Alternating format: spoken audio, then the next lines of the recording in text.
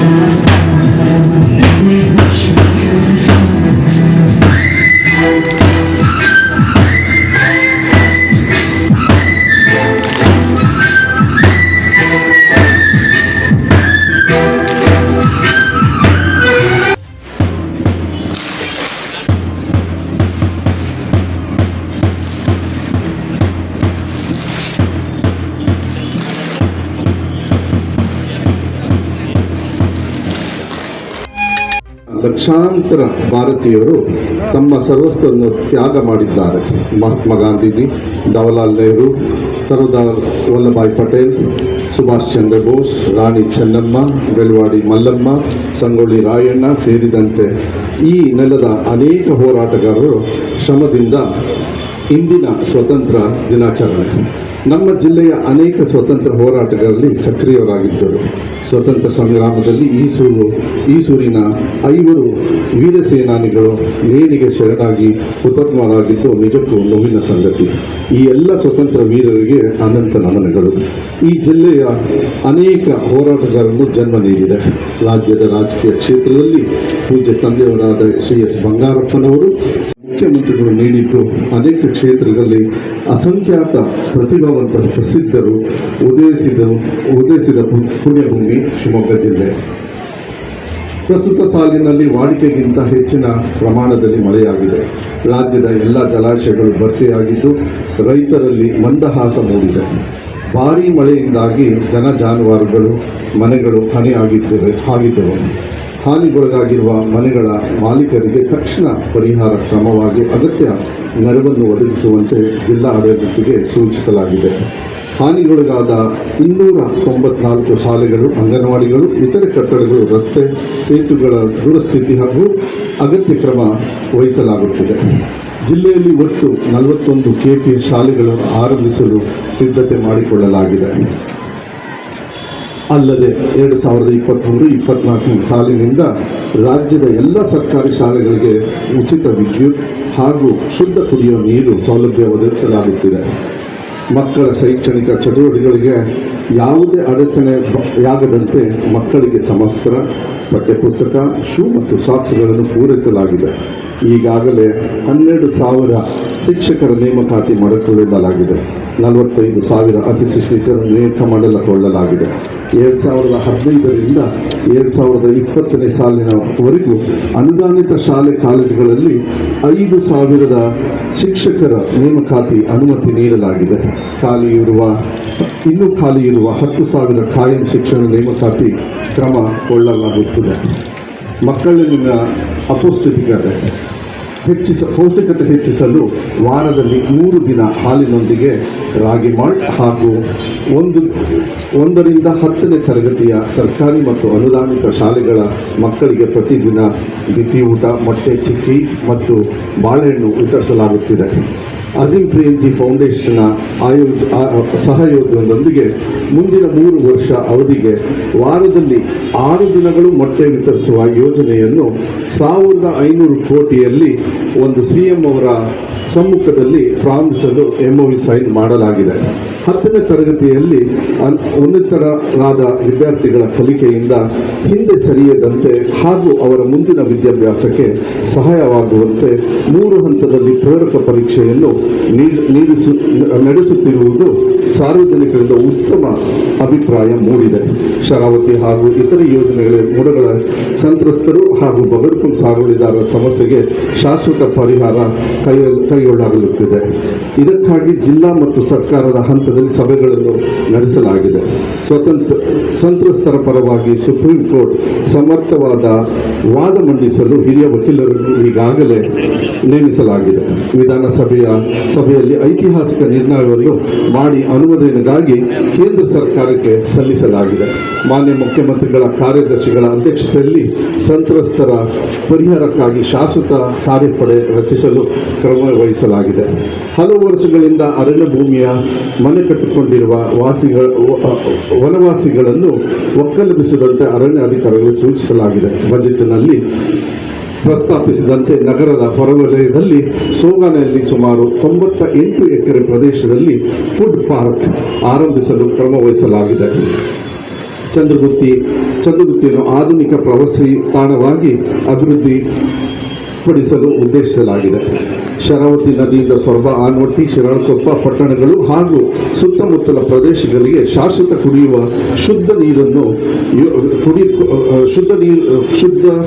ಕುಡಿಯುವ ನೀರನ್ನು ಕೊಡಲು ಆಯೋಜನೆ ಕೈಗೊಳ್ಳಲಾಗಿದೆ. ಜಿಲ್ಲೆಯ ಜನರ ಆರೋಗ್ಯದ ಹಿತದೃಷ್ಟಿಯಿಂದ ನಗರದಲ್ಲಿ ಕಿದ್ವಾಯ್ ಮಾದರಿಯಲ್ಲಿ ಕ್ಯಾನ್ಸರ್ ಆಸ್ಪತ್ರೆ ಕಟ್ಟಡ, ಶಿಶುಗಳ ಆರೈಕೆಗಾಗಿ ಮಾನವ ಎದೆಹಾಲು ಸಂರಕ್ಷಣೆ ಹಾಗೂ ವಿತರಣೆ ಕೇಂದ್ರವನ್ನು ಈಗಾಗಲೇ ಆರಂಭಿಸಲಾಗಿದೆ. ಮೆದನ ಆಸ್ಪತ್ರೆಯಲ್ಲಿ ಮೆದುಳು ರೋಗಗಳ ತಪಾಸಣೆ ಮತ್ತು ಚಿಕಿತ್ಸೆಗೆ ಸಂಬಂಧಿಸಿದಂತೆ ಪ್ರತ್ಯೇಕ ಘಟಕ ಜನವರಿಯಿಂದ ಕಾರ್ಯ ಆರಂಭಗೊಂಡಿದೆ. ಕಳೆದ ಸಾಲಿನಲ್ಲಿ ಜಿಲ್ಲೆಯಲ್ಲಿ ಆಯುಷ್ಮಾನ್ ಯೋಜನೆ ಅಡಿಯಲ್ಲಿ ಸರ್ಕಾರ ವೆಚ್ಚ ಮಾಡುತ್ತಿದ್ದು 8 ಕೋಟಿ, ಅದನ್ನು 20 ಕೋಟಿಗಳಿಗೆ ಹೆಚ್ಚಿಸಲಾಗಿದೆ.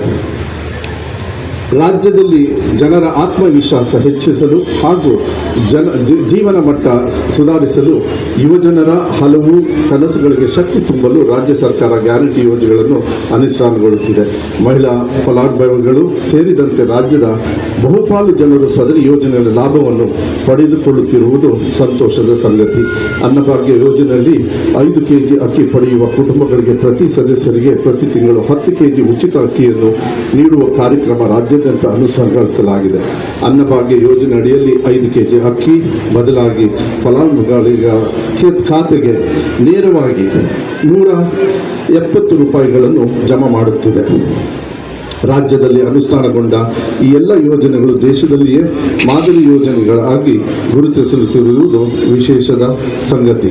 ಒಟ್ಟಾರೆಯಾಗಿ ಸರ್ಕಾರದ ಗ್ಯಾರಂಟಿ ಯೋಜನೆಗಳಿಂದ ಪ್ರತಿ ಕುಟುಂಬಕ್ಕೆ ವಾರ್ಷಿಕ 30ರಿಂದ 50 ಸಾವಿರವರೆಗೆ ಆರ್ಥಿಕ ನೆರವು ಲಭಿಸುತ್ತಿದೆ.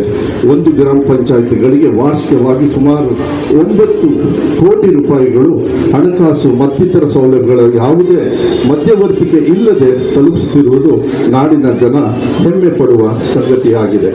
ಮುಂದಿನ ದಿನಗಳಲ್ಲಿ ಜಿಲ್ಲೆಯ ವಿಕಾಸಕ್ಕೆ ಇನ್ನೂ ಹೆಚ್ಚಿನ ಗಮನ ಹರಿಸಲಾಗುವುದು. ಸ್ವತಂತ್ರ ಸಂಗ್ರಾಮದಲ್ಲಿ ಹುತಾತ್ಮರಾದ ವೀರ ಸೇನಾನಿಗಳು ಆಶಯದಂತೆ ಸಾಮಾಜಿಕವಾಗಿ ಹಿಂದುಳಿದ ಹಾಗೂ ಕೆಳವರ್ಗಗಳಿಗೂ ಸೇರಿದಂತೆ ಎಲ್ಲ ಸಮುದಾಯಗಳನ್ನು ಸಮಾಜದ ಮುಖ್ಯ ವಾಹಿನಿಗೆ ಕರೆತರುವ ಮೂಲಕ ಸಾಮಾಜಿಕ ನ್ಯಾಯವನ್ನು ಎತ್ತಿ ಹಿಡಿಯುವುದು ಸೇರಿದಂತೆ ಜನಸಾಮಾನ್ಯರ ಜೀವನ ಮಟ್ಟವನ್ನು ಸುಧಾರಿಸುವ, ದೇಶ, ಭಾಷೆ, ಸಂಸ್ಕೃತಿಯನ್ನು ಉಳಿಸಿ ಬೆಳೆಸುವಲ್ಲಿ ತಮ್ಮೆಲ್ಲರ ಸಲಹೆ ಸಹಕಾರ ಪಡೆದು ಮುಂದೆ ಸಾಗುವ ಆಶೆ ಹೊಂದಿದ್ದೇನೆ.